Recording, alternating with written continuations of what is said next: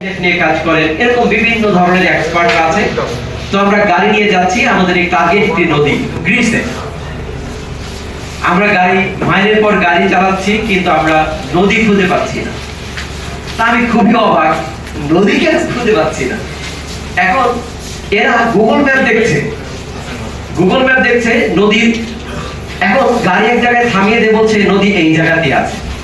আমি হাসি, বলে কি নদী এই জায়গা আছে?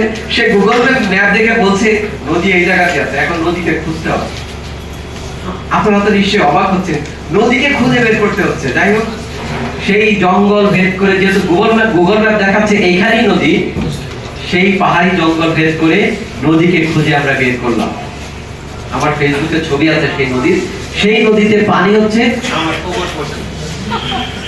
এখন আমি হাসি আর বলি, এই কোমর পর্যন্ত এতটুকু পানির যে নদী, সেই নদীকে বাঁচানোর জন্য ইউরোপিয়ান ইউনিয়ন সারা পৃথিবী থেকে বিজ্ঞানীদের নিয়ে এসছে। এটা বলার অর্থ হচ্ছে যে তাদের যে মরা নদীগুলো, আপনারা জানেন যে ইউরোপ উঁচু দেশ, খুব দ্রুত ওদের পানিটা নেমে যায়। যেরকম আমাদের পশ্চিমবঙ্গের যে জেলাগুলো আছে, আপনারা জানেন গ্যাংটক, আপনারা যারা দার্জিলিং গিয়েছেন, উঁচু, তাদের নদীগুলো কিন্তু খুব ছোট, খুব দ্রুত পাস হয়ে আমাদের বাংলাদেশে পড়ে যায়, যে কারণে আমাদের দেশে বন্যা হলো। এখন এই ইউরোপিয়ান ইউনিয়নের যে নদীগুলো, আপনারা যদি যান, সেখানে নদীর পানি টলটলে পরিষ্কার। কারণ তারা সেই নদী দূষণ রোধে যে পরিমাণ ইনভেস্টমেন্ট তারা করেছে, যে পরিমাণ তারা সচেতন, এবং রাষ্ট্র থেকে শুরু করে জনগণ পর্যন্ত। আমরা তো শুধুমাত্র রাষ্ট্রের কথা বলি, আমরা শুধুমাত্র সরকারের কথা বলি, জনগণ আমরা কতটা সচেতন। আমাদের এই ঢাকা কেন, ঢাকাতে 263টা নদী ছিল।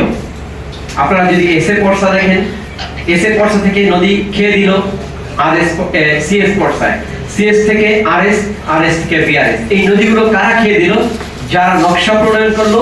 নদীগুলো ছিল একসময় রাষ্ট্রের, আমরা কি করলাম? নকশা যারা প্রণয়ন করে তাদের ঘুষ টুস দিয়ে নদীগুলো আমাদের নামে নকশাতে নিয়ে আসলাম। এইভাবে আস্তে আস্তে নদীগুলো বিলীন হলো।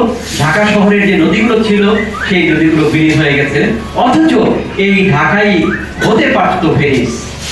কারণ এত সুন্দর সুন্দর নদী আমাদের ঢাকার ভিতর দিয়ে ছিল, যেটাকে যদি আমরা সংরক্ষণ করতে পারতাম, সেটি হতে পারত আমাদের এই এশিয়ার ভেনিস, হতে পারত বাংলার ঢাকা, যেখানে পর্যটনের নগর হতে পারত বাংলার ঢাকা। আপনারা থাইল্যান্ডের ব্যাংককে অনেকে গিয়েছেন। ব্যাংককে একটা ভাসমান ফ্রুট মার্কেট আছে, আপনারা ভিডিওতে অনেকে দেখে থাকবেন।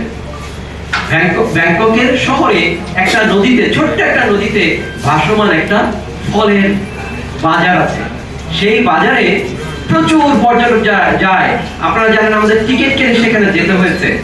অথচ আমার ঢাকায় এখন যে 300 ফিটে যে ক্যানেলটি করা হয়েছে, সেই ক্যানেলটিও যদি সংরক্ষণ করা হয়, এটি আমাদের পর্যটনের জন্য দারুণ একটি জায়গা হতে পারে।